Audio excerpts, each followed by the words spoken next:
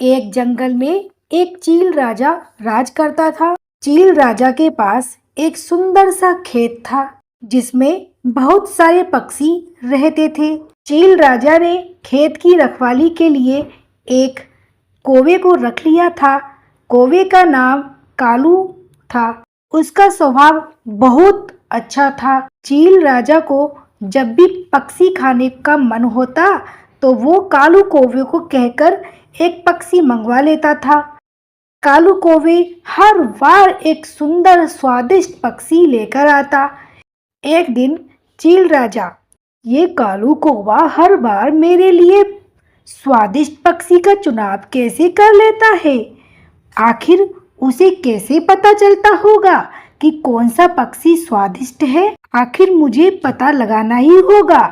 चील राजा ने एक गुप्तचर को बुलाया। गुप्तचर चील उड़ता उड़ता राजा चील के पास आया। क्या हुआ राजा चील?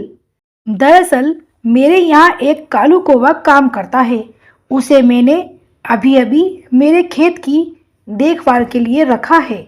और हाँ, मेरे लिए वो अच्छा स्वादिष्ट पक्षी का चयन कैसे करता है। मैं चाहता हूँ कि तुम पता लगाओ कि वो कैसे पक्षी पकड़ता है और कैसे अंदाजा लगाता है कि कौन सा पक्षी अच्छा होगा, कौन सा पक्षी नहीं।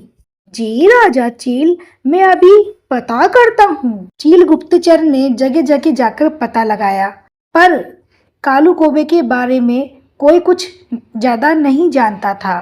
कुछ दिनों के बाद राजा के गुप्तचर चील ने कालू कौवे के पड़ोसियों के बारे में पता लगाया। जैसे ही गुप्तचर चील ने कालू कौवे के पक्षी पकड़ने की बात कालू कौवे के पड़ोसियों से कही, अरे चील भाई, कालू कौवा तो पक्षी पकड़ना जानता ही नहीं है। खामेखा राजा चील ने उसे अपने खेत में रख रखा है। गुप्तचर चील और पक्षियों के पास गया। सभी पक्षियों ने यही कहा कि कालू कौवा तो पक्षी पकड़ना जानता ही नहीं। अरे, ये कालू कौवा पक्षी पकड़ना जानता ही नहीं है तो ये राजा चील के लिए कैसे पक्षी पकड़ कर लाता है? यह सोचकर चील गुप्तचर राजा के महल आ गया। क्या खबर लाए हो गुप्तचर चील? राजा चील, वो कालू कौवे के बारे में हर जगह पता लगवाया, परंतु कालू कौवे के बारे में पक्षी ज्यादा कुछ नहीं जानते थे और जो पक्षी उसके आसपास के रहते थे उनका कहना है कि कालू कौवे को तो पक्षी पकड़ना ही नहीं आता है। गुप्तचर चील की बात सुनकर राजा चील सोच में पड़ गया। आखिरकार ये ऐसे कैसे हो सकता है? अब मुझे ही पता करना होगा कि कालू कौवा पक्षी कैसे पकड़ता है। राजा चील ने तुरंत दास चील को आदेश दिया और कालू कौवे को फौरन बुलवाया। कालू कौवा तुरंत राजा चील के महल में आया। कालू कौवा, आज तुम मेरे लिए स्वादिष्ट पक्षी पकड़कर ले आओ। मेरा पक्षी खाने का बहुत मन कर रहा है। ठीक है राजा चील, मैं आपके लिए अभी स्वादिष्ट पक्षी पकड़कर लाता हूँ। मैं आशा करता हूँ कि आपको जरूर पसंद आएगा। राजा चील के आदेश के बाद कालू कौवा पक्षी पकड़ने के लिए खेत की ओर चल दिया। कालू कौवा खेत पर जा ही रहा था कि तभी राजा चील भी कालू कौवे के पीछे पीछे चल दिए। कालू कौवा जैसे ही खेत पर पहुंचा, उसने एक मंत्र पढ़ा और राजा चील उसे छुपकर देख रहे थे। अरे, ये कालू कौवा मन ही मन क्या बड़बड़ा रहा है? इसे तो तीर चलाकर पक्षियों को पकड़ना था, ये मन ही मन क्या बदबुदा रहा है। अभी राजा चील ने ये कहा ही था कि एक पक्षी कालू कौवे के पैरों में आ गिरा। पक्षी के आते ही कालू कौवे ने आकाश को धन्यवाद दिया और वहां से पक्षी को लेकर महल की ओर चल दिया। अरे, ये कैसे संभव है? आखिरकार कालू कौवे ने मन ही मन क्या बोला होगा जिससे पक्षी अपने आप स्वयं कालू कौवे के पैरों में आ गिरा? ये कहकर राजा चील कालू कौवे के पीछे पीछे महल की ओर चल दिए। फिर एक दिन राजा चील ने अपने दास को आदेश दिया, कालू कौवे को बुलाया जाए। कुछ देर के बाद कालू कौवा राजा चील के महल में पहुंच गया। कालू कौवे, मुझे पक्षी पकड़ने की विधि के बारे में बताओ। तुम आखिरकार इतने अच्छे अच्छे पक्षी पकड़ कैसे लेते हो? राजा चील, मैं पक्षी पकड़ने के बारे में ज्यादा कुछ नहीं जानता हूँ। ये तो मुझे भी पता है कि तुम कुछ भी नहीं जानते हो, पर मैंने तुम्हें देखा है कि तुम पक्षी कैसे पकड़ते हो। तुम एक मंत्र बोलते हो जिसके बोलने से पक्षी तुम्हारे पैरों में आ जाता है। कृपया करके मुझे भी ये मंत्र सिखा दो। क्षमा कीजिए राजा चील, मैं इस मंत्र के बारे में नहीं बता सकता हूँ। तुम मुझे मना कर रहे हो? अपने राजा को ना करने का अंजाम जानते हो तुम? राजा चील, आप मेरे प्राण ले लो, पर मैं मंत्र के बारे में आपको कुछ भी नहीं बता सकता। राजा चील मन ही मन सोचने लगे, जे इस कालू कौवे को विश्वास दिलाना ही होगा, तब जाके ये मुझे मंत्र बताएगा।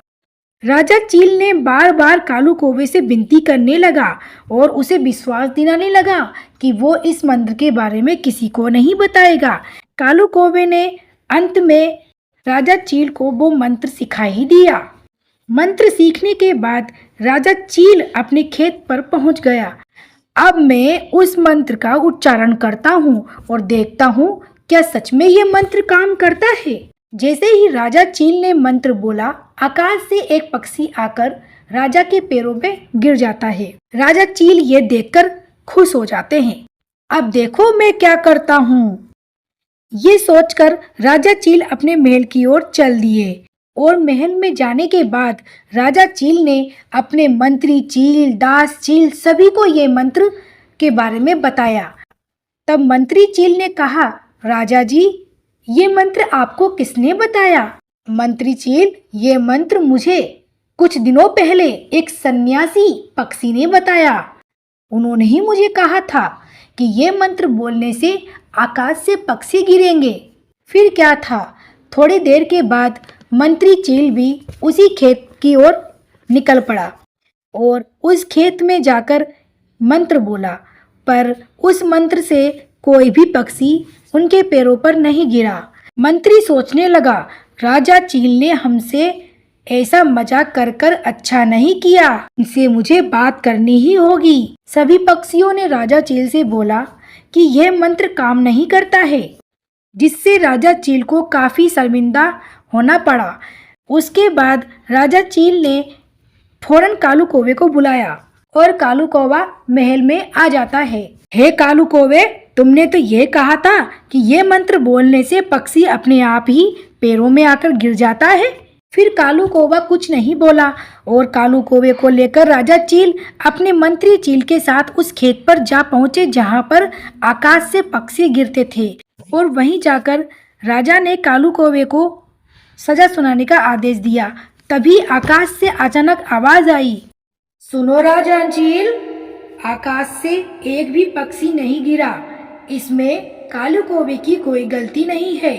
कोई गलती थी तो उसमें तुम्हारी ही गलती है।